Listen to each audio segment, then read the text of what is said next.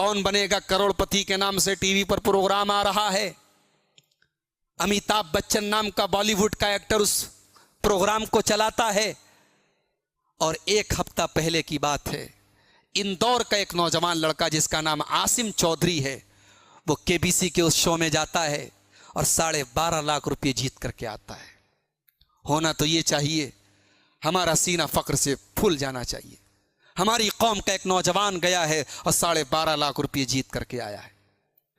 मुसलमान लड़का है, पढ़ा लिखा है, एमबीए किया हुआ है उसने, बैंक में मैनेजर है इंदौर के अंदर।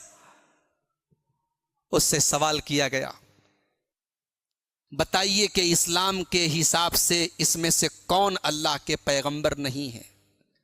4 ऑप्शन दिए गए, ए हजरत मूसा, बी हजरत मोहम्मद सल्लल्लाहु अलैहि वसल्लम, सी हजरत आदम और डी हजरत जिब्राइल।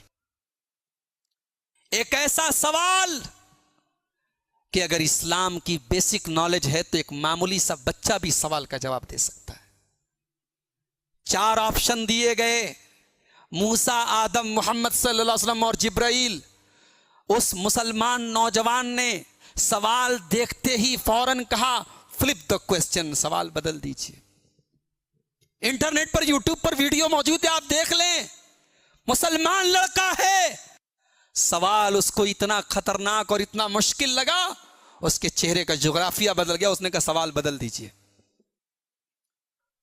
अमिताभ बच्चन ने पूछा, कंफर्म है मैं बदल दूं सवाल?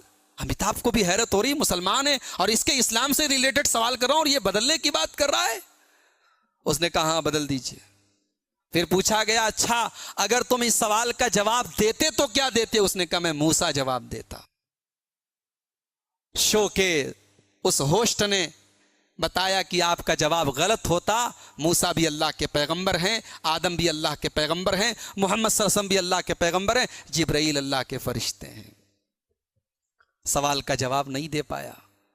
और उसी के बाद रामायण और महाभारत से मुतालिक सवाल किया गया, बगैर कोई लाइफ लाइन लिए उसने फौरन जवाब दे दिया।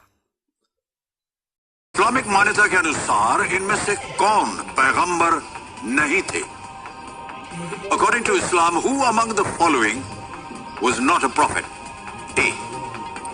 Adam, B. Muhammad, C. Musa, D. Jibreel. Sir, flip the question. Flip the question. Flip the question. शांत हो जाए गाड़ीमान जी, इस प्रश्न को बदलना चाहेंगे आप? जी सर। Alright. कबीर जी, अजीम इस प्रश्न को बदलना चाहेंगे, लेकिन जाने से पहले अजीम हमें बताना पड़ेगा कि इस प्रश्न का उत्तर क्या है। किसी एक को गैस कीजिए। सर मूसा। मूसा? मूसा करेंगे? कबीर महाशय, सी मूसा पे ताला लगाया जाए। ये गलत होता अजीम। सही उत्तर है जिब्रील। पैगंबर मूसा के अलावा आदम पहले पैगंबर थे, मोहम्मद आखिरी पैगंबर, जिब्रील वो फरिश्ते थे जिन्होंने कुरान का खुलासा पैगंबर मोहम्मद के। ये हमारी कौम के पढ़े लिखे वेल एजुकेटेड नौजवान का हाल है।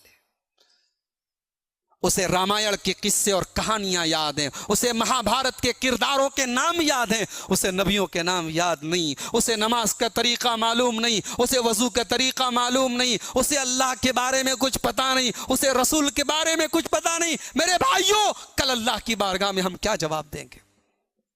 कल कब्र में हम क्या जवाब देंगे?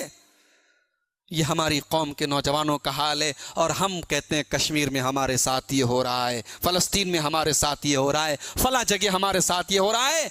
अल्लाह की मार हमारे ऊपर नहीं पड़ेगी तो और क्या पड़ेगी?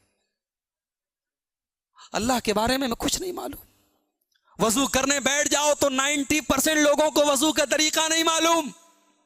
बाप का इंतकाल हो जाए तो बेटे को जनाजे की नमाज नहीं मालूम, जनाजे की नमाज में पढ़ी जाने वाली दुआएं नहीं मालूम। इस कौम का हाल है। अल्लाह हमारी इस्लाह फरमा दे मेरे भाइयों। इल्म और अमल ये बुनियाद है।